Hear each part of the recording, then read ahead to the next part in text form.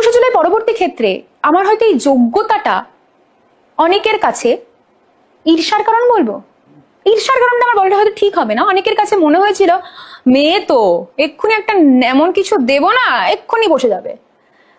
আমার এআই করা নুড ছবি, আমার এআই করা নুড ছবি তৃণমূল ছাত্র পরিষদেরই কিছু এরকম দাদারা তাদের জুনিয়রদের দেখাতো।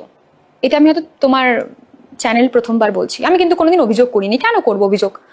আমি হেরে গেছিলাম, আমি একা দাঁড়িয়েছিলাম, আমি একা ঘরের মধ্যে বসে কেঁদেছি, কিন্তু পরের দিন আমি গিয়ে আবার সম্মুখীন হয়েছি এরকম বিভিন্ন দাদাদের।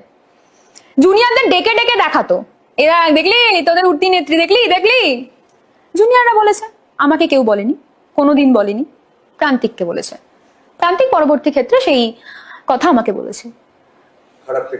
খারাপ লেগেছিল, খারাপ লেগেছিল শব্দটা তো আমি এখানে ব্যবহারই করবো না। আমি এত অপমানিত হয়েছিলাম, খারাপ লাগেনি, আমি অপমানিত হয়েছি যে আমার দলের সুপ্রিমো নারী, আমার দলের সুপ্রিমোকে যখন কোনো বিরোধী দলের নেতা নেত্রীরা এরকম কুরুচিকর মন্তব্য করে, কুরুচিকর ছবি দেখায়, তখন এই ছেলেরাই প্রতিবাদ করে।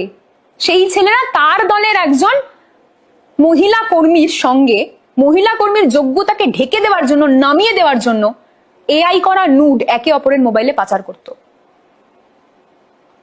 তাহলে তুমি যে বলছিলে না যে মানে তোমার সঙ্গে এটা হয়নি, সেন দৃষ্টিতে পড়নি, সেন দৃষ্টি নয়, কুরুচিকর দৃষ্টি, হীন ভাবনার দৃষ্টি।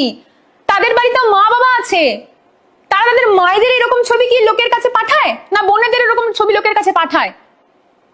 এইটাই হচ্ছে আসল সত্য।